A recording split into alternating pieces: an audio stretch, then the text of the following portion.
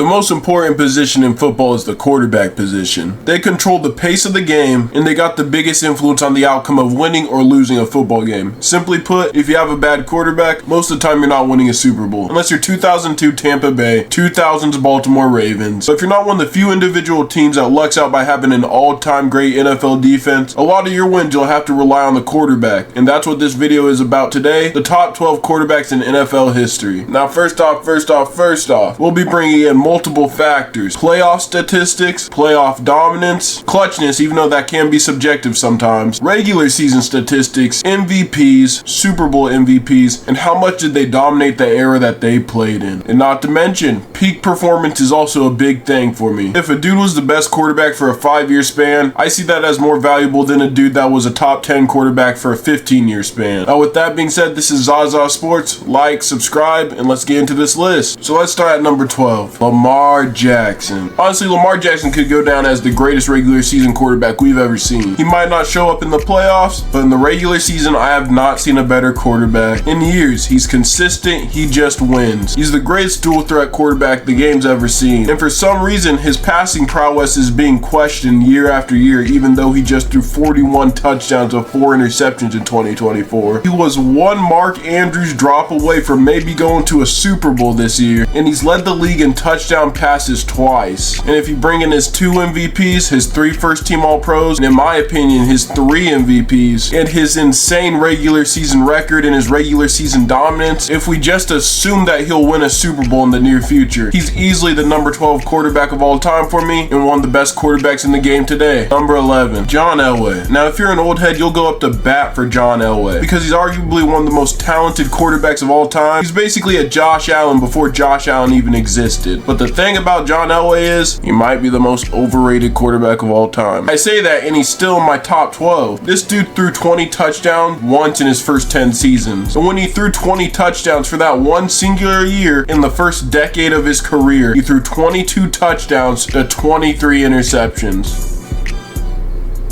Like, if we had social media back then, he would not be considered a top 10 quarterback in the league or a perennial MVP candidate, and John Elway was considered those things. In 1987, when John Elway won his only MVP, he shouldn't have won it. Joe Montana and Jerry Rice canceled out each other's votes because Jerry Rice had 22 touchdowns in a 12-game season. By the way, that's more receiving touchdowns than John Elway had passing touchdowns. And Joe Montana beat him in almost every possible quarterback stat imaginable that season. But let's get to the good things. Simply put, in the 80s, the Denver Broncos could not function without John Elway at quarterback. Yes, he might have god-awful stats for the first decade of his career, but for season after season, he was the only reason the Broncos were even in contention for Super Bowls. And the AFC was weak as fuck. And not to mention, from 1993 to 1998, he was a top 5 quarterback in the NFL. And it had a little bit of validity through it. Because unlike the previous season, 1992, where he threw 10 touchdowns to 17 interceptions, John Elway had some good counting stats. In 93, he threw 25 touchdowns to 10 interceptions, and from then on, almost consistently threw 22 plus touchdowns a year, placing top 5 in MVP twice, and being a 3-time All-Pro in that span, and not to mention winning 2 Super Bowls to finally get over the hump for the Denver Broncos. I'm sure John Elway is an all-time talent. I'm sure John Elway would be great in today's modern game, but in his career, he's outside the top 10 for me. Old heads don't shoot me. Number 10, Johnny Unitas. Now, if you're a great old head, you will absolutely slide for Johnny Unitas. Trust me, I've heard it all. I've heard 60-plus-year-old men say he's the greatest quarterback to ever play. And back in the day, he was the greatest quarterback of all time for a solid 30 years, until a dude that showed up that we'll talk about later. But honestly, Johnny Unitas was ridiculous. A 3-time league MVP, a 5-time first-team All-Pro at the quarterback position, and from 1957 to 1960, having one of the greatest quarterback spans of all time, where in 1959, he threw for 32 touchdown passes, something completely unheard of back in the day. And I believe he set the all-time record with that statistic. He won 2 NFL championships. He won 1 Super Bowl. He was the first modern NFL quarterback to be an all-time great, and he's the 10th greatest quarterback of all time for me. Number 9, Brett Favre. This dude was on all-time great trajectory when he started his career with the Green Bay Packers, winning 3 straight NFL MVPs and going to back-to-back Super Bowls. At the start of his career, you could argue Brett Favre was the greatest quarterback quarterback of all time and the most talented quarterback of all time. And honestly, if hell yeah was an NFL player, it would be Brett Favre. He wasn't scared of shit. Sometimes you forgot this dude could even read a defense. Hell, I think he forgot he could read defenses at some point. Because triple coverage, double coverage, it doesn't matter. Brett Favre will try to fit it into that seam. That bit him in the ass a lot because his inconsistent play throughout his whole career is the reason he only has one Super Bowl and why he's number 9 on my list. Put it this way, Brett Favre is the Tom Brady of Jameis Winston's. In 1994, he threw 33 touchdowns to 14 interceptions. 95, he threw 38 touchdowns to 13 interceptions, winning the MVP. Next year, he throws 39 touchdowns to 13 interceptions, winning the MVP again. And to cap off the three-peat, he threw 35 touchdowns to 16 interceptions to win his 3rd MVP in a row. And even next year, he threw 31 touchdowns to 23 interceptions. Honestly, maybe the greatest 5-year span an NFL quarterback has ever seen. But the next year after that, he threw 22 touchdowns to 23 interceptions. And the next year after that, in the year 2000, he threw 20 touchdowns to 16 interceptions. So after a legendary 5 years, this dude fell off a fucking cliff. Then in 2001, he had a great season throwing for 31 touchdowns. In 02 was a solid season. 03, he threw for 32 touchdowns. 04, he threw for 30 touchdowns again. 05, one of the worst fucking seasons in NFL history. Threw 20 touchdowns to 29 interceptions.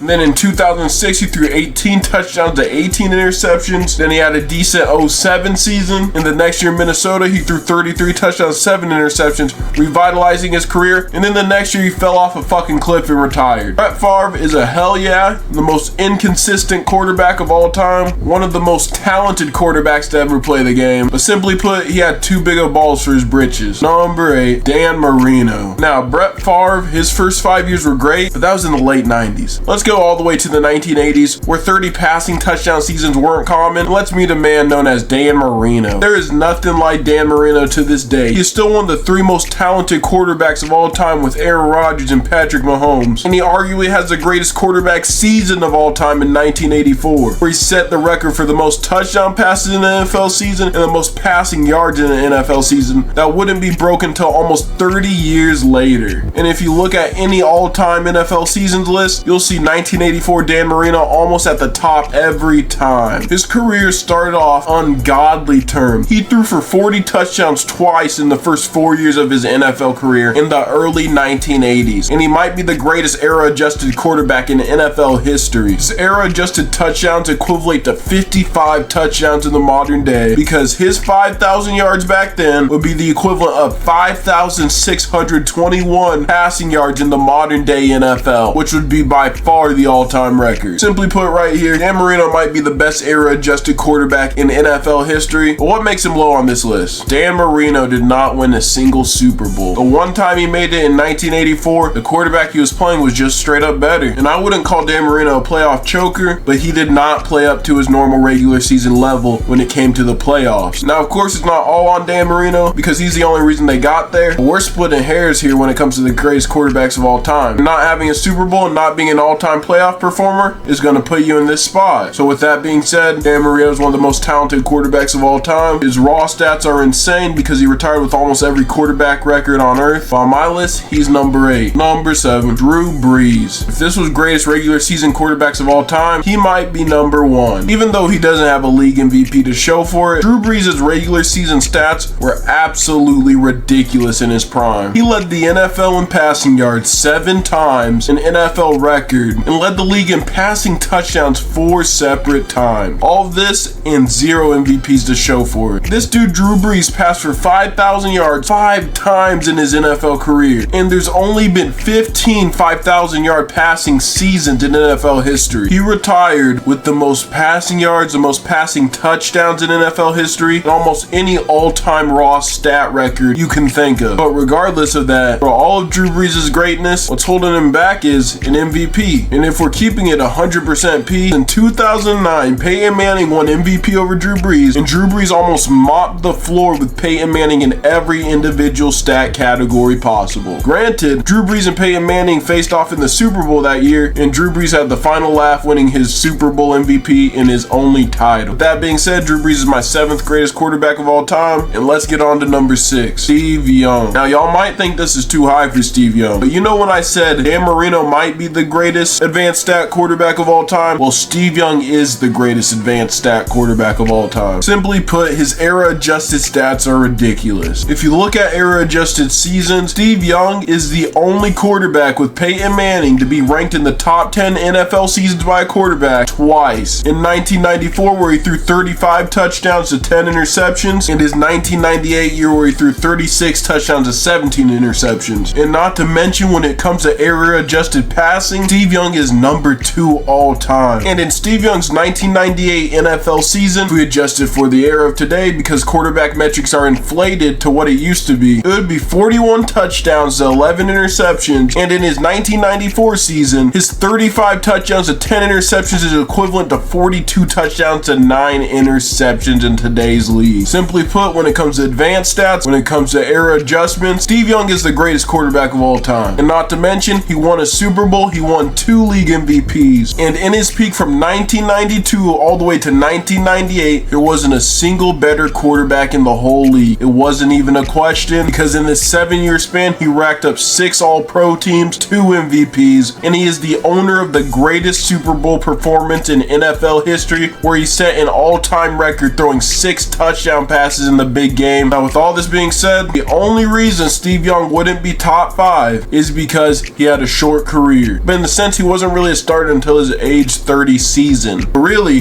that's the only thing that docks him. Yes, you might think he's too high, but like I said, I value Super Bowl statistics. He has the greatest game of all time. And like I said at the start, I value peak performance. And if we're looking at peak performance in any quarterback, this 6-year span can stack up against anybody in NFL history. To me, it's so hard to ignore. I was about to put him at number 5 if it wasn't for this man, Aaron Rodgers. Arguably the most talented quarterback of all time, leading the Green Bay Packers for over a decade and a half, winning 1 Super Bowl with them, winning 2 league MVPs with them, taking 4 years off of being elite, and then his resurgence in 2020 and 2021, winning back-to-back to snag his 4 MVPs in his career, owning almost every Green Bay all-time record, and being one of the most efficient passers in NFL history, and making throws some quarterbacks only can dream of. If the total package was a quarterback, it would be Aaron Rodgers. And his 2011 season might be the greatest season by a quarterback in NFL history, where he threw 45 touchdowns to 6 interceptions, nabbing his first league MVP, and not even to mention, he has the greatest touchdown to interception ratio in NFL history. The one thing that will forever hold him back in most people's mind is he only has 1 Super Bowl. Whether it's his fault or not, sometimes when it really matters most, Aaron Rodgers, the most complete quarterback of all time, doesn't show up. Yes, these playoff losses might be unfair to hold completely against him, but if we're splitting hairs in the top 5, not showing up in the biggest moments, in the biggest games, that has to be a mark on your resume. Because every individual in front of Aaron Rodgers shows up in bigger moments than him. If I had a final drive of a game, I'm taking these 4 over Aaron Rodgers. Number 4, Peyton Manning. Peyton Manning took the league by storm for almost a decade and a half, winning an NFL record 5 league MVPs. He's known as the greatest regular season quarterback of all time. He has 2 of the greatest quarterback seasons of all time on his resume, in his 2004 season and his 2013 season, where he threw 55 touchdowns, a league record. And he had the most passing yards in an NFL season in 2013 as well. He won 2 Super Bowls, is a 10-time All-Pro, 7-time first-team All-Pro, 5-time league MVP. But for the life of me, what I can't understand, for a man as dominant in the regular season as he was, how the fuck does this guy not show up in the playoffs? There was an AFC Championship game where he legit threw 0 touchdowns to 4 fucking interceptions. He could easily be the greatest quarterback of all time if he even had 2 more rings. So with that being said,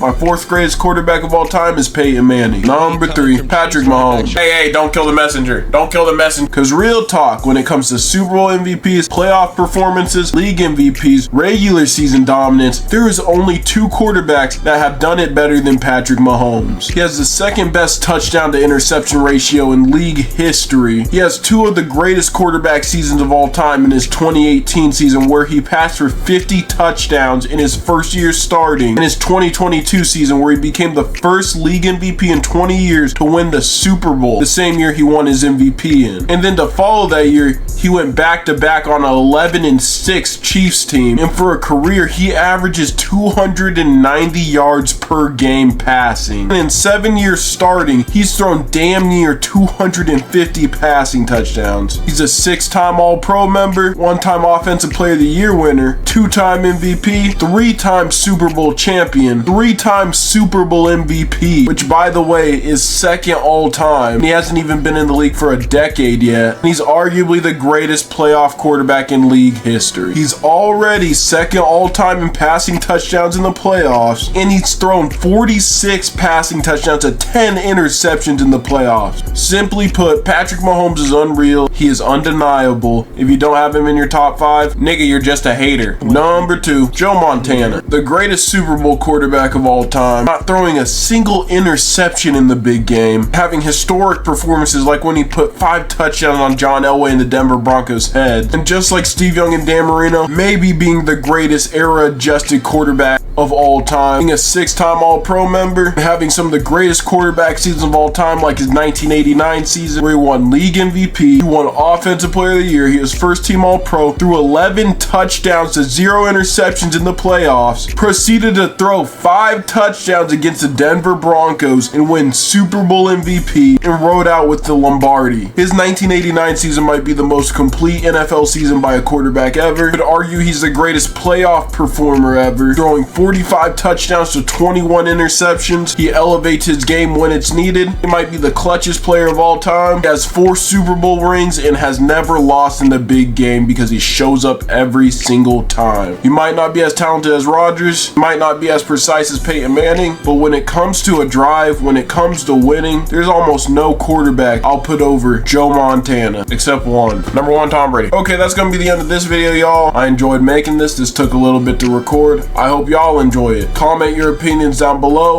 like, subscribe, and I'll catch y'all boys later. Peace.